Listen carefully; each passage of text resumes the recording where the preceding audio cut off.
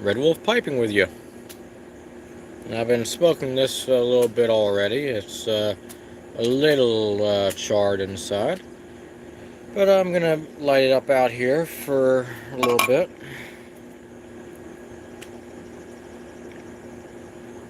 It was a warm day today. 92, 93 got out here. No wind. Got a nice little fire going on in the back. It was a rather slow day today. I split a little bit of wood and dropped off some wood. And then tomorrow I go back to the supermarket. Yeah, I'm smoking a nice Latakia in my Le Van Cleef.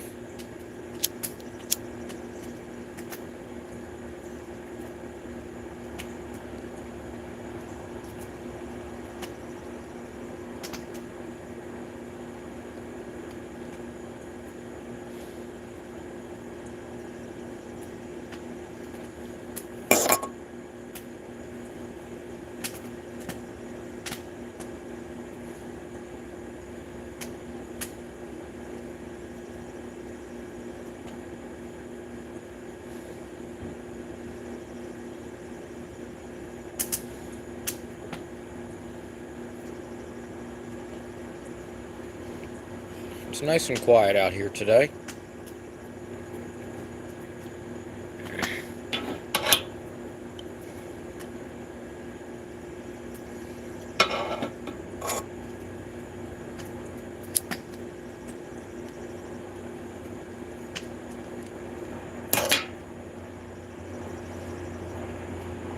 Here comes a helicopter.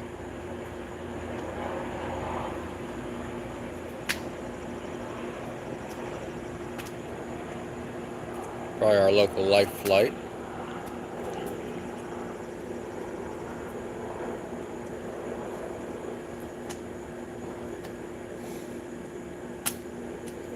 Right behind us, over on this side here, a professional MLB baseball player moved in.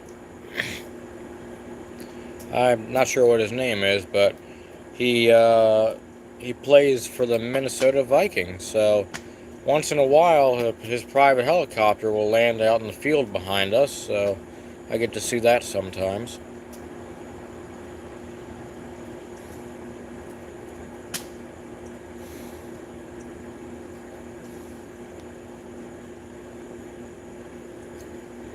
We split up a big load of cedar the other day, and I brought some of that home in logs, and I split that up myself, and I'm burning a little bit of it now. It smells really good while it's burning.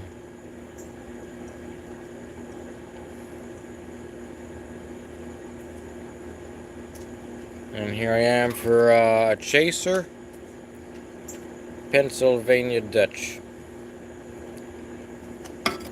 Unlike root beer, the birch has a nice crisp flavor, and it actually helps when you get a little tongue bite. This, it calms it down. Some chemical in the birch, I guess.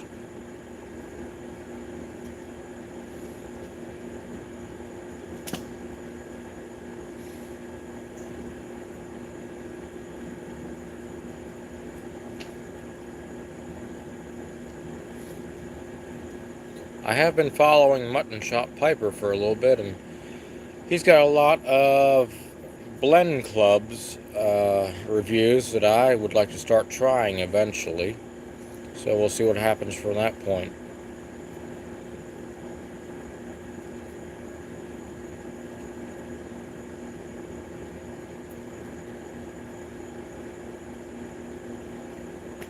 And I see the Pipe Nook, he's doing pretty good also with their move that they did.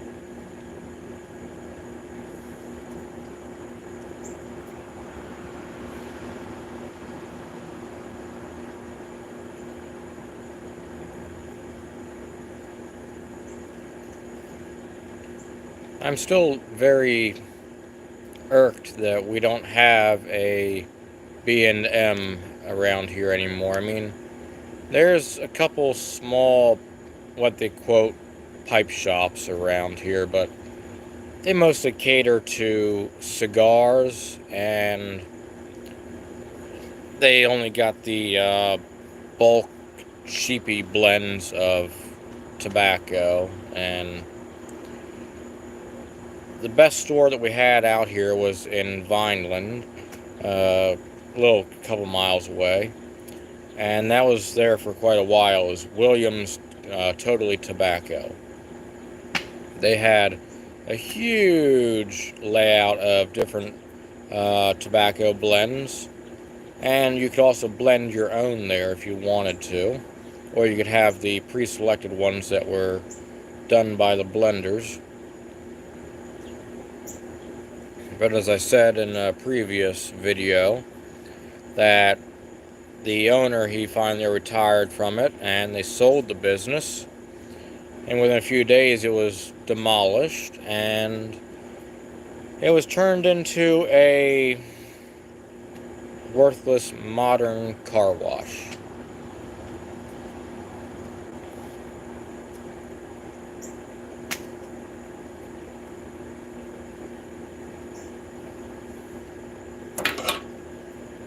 Like, we don't have enough car washes in this area as it is, but I would like to see some more brick and mortar stores reappearing. So far, the ones that are the new ones out here that have been appearing, they're for Greenleaf, and the only place that I normally get my tobacco, since it's much more closer, is Pipes and Cigars, because they're only in western Pennsylvania, so it is a little easier for it to get here. I mean, I've looked at the other websites, but they're a little more further away, and when you order from Pipes and Cigars, it only takes like 2 days for the entire shipment to get here, because it's only a few hours away.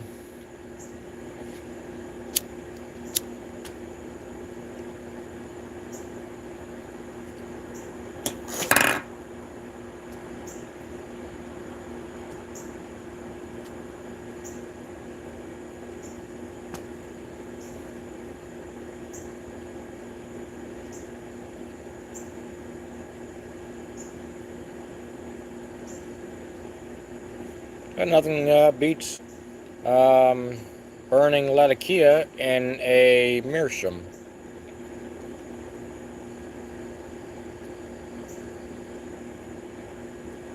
I think the meerschaum really enhances the flavor of the tobacco.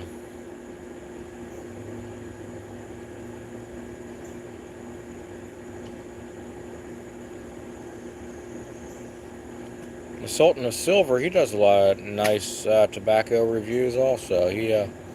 He's got a nice little pipe collection that he's got.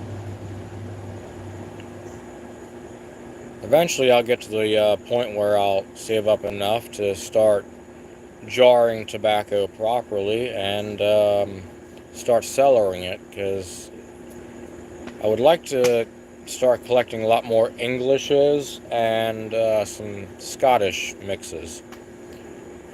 Some people say that the Scottish and the English blends are pretty similar, but nonetheless, I would still like to have a little bit of that. And then I would really love it if they had a larger bag of Bayou Morning, because, as I've said many times, I am a big fan of Perique.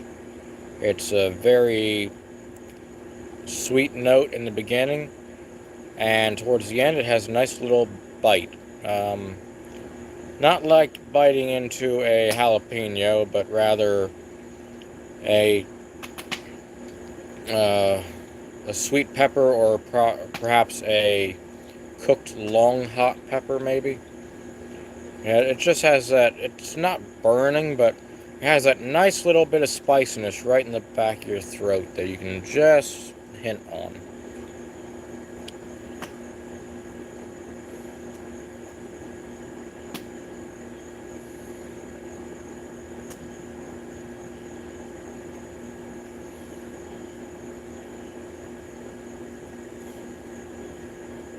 when you see this video, which will be tomorrow, it's going to be the hottest it's been so far, which will be 96 with a heat index of 100 to 106.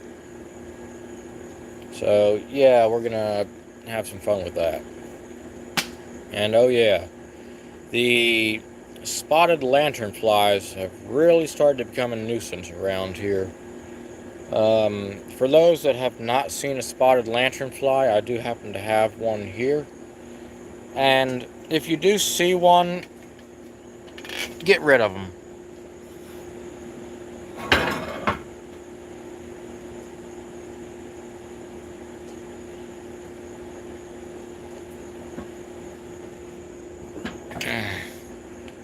This little guy is a spotted lanternfly. This one is a male lanternfly.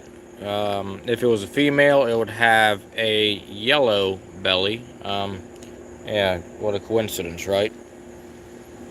But yeah, they're not even supposed to be in the United States, but just like the stink bug, that wasn't supposed to be in the U.S., but somebody goofed and it was brought over here somehow. And that sprung in population, and now these lanternflies are starting to really become a nuisance. So far in Pennsylvania, they're estimated to have already destroyed $50 million worth of crops and various trees. The main tree that they like is called the Tree of Life. How ironic, right? So if you do have a Tree of Life in your backyard or whatever, make sure you wrap it with tape at the base, and also put a mesh screen that has large holes, so that way birds don't get stuck onto the tape, but the spotted lanternflies will stick to it. It's said that for every one that is killed, about 30 to 50 won't survive. So it would be a real big help, but the population is really getting out of hand. Every time it's warm out, our deck rails are almost covered with them, and I try and get rid of as many as I can.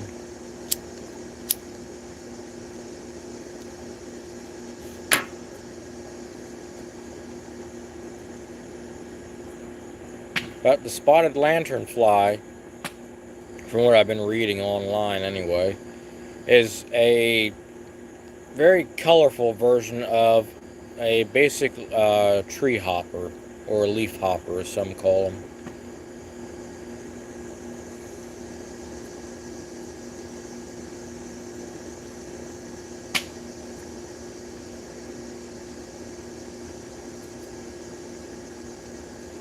They have various stages they go through like any other insect.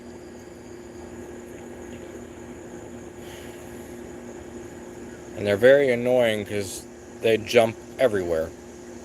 They're not real good at flying, even though they got wings, but they more or less just hop.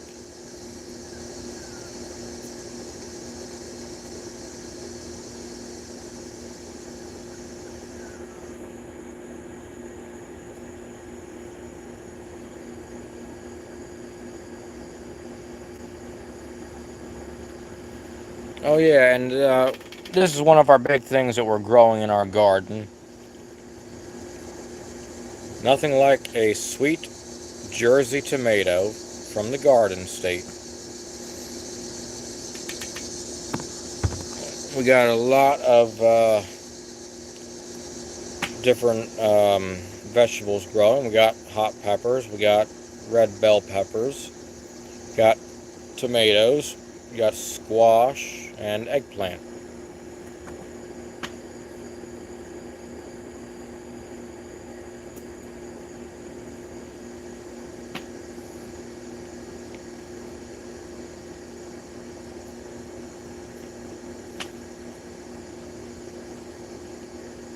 And lately I have been running my car off of straight vegetable oil.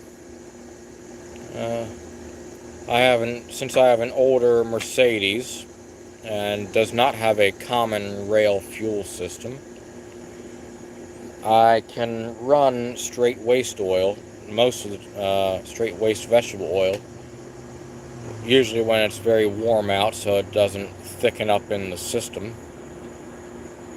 But when I know it will be somewhat cool at night, I'll add about 5 gallons of straight diesel fuel to it just to keep it thin.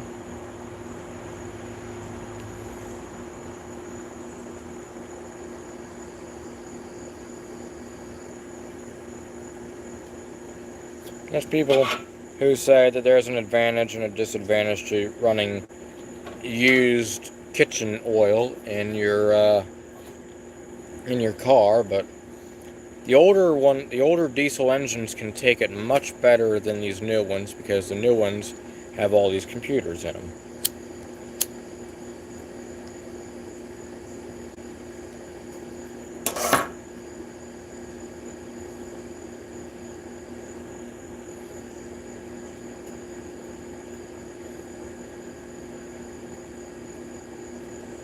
And there's 3 major advantages of it, but with every advantage there's also a disadvantage.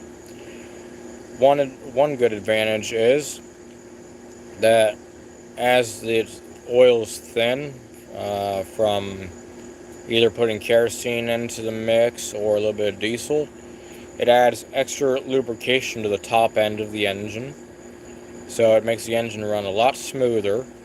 Strangely enough, it gives you a little bit lower of a heat exchange ratio in the chamber, yet it produces just a little more torque. The exhaust has almost 0 carbon footprint. You're never going to get away from that due to the engine also burning lubricating oil inside of the chambers with each stroke.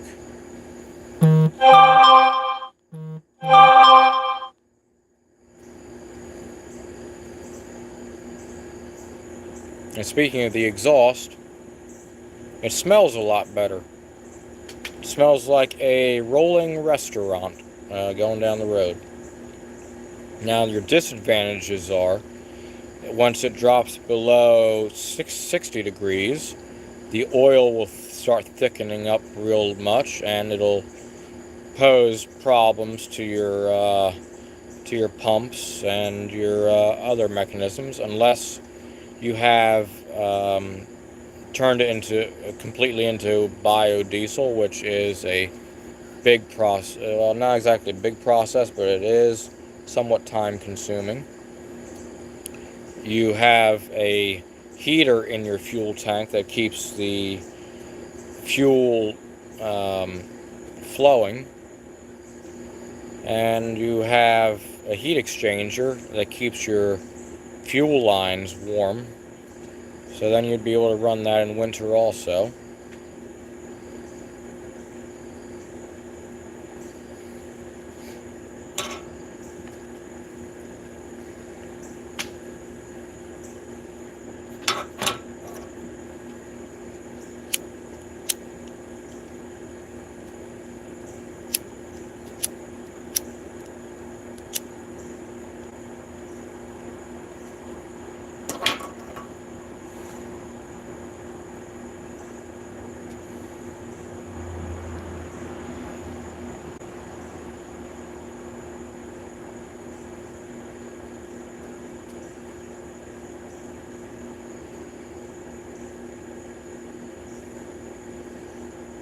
Well, this is Red Wolf Piping signing out.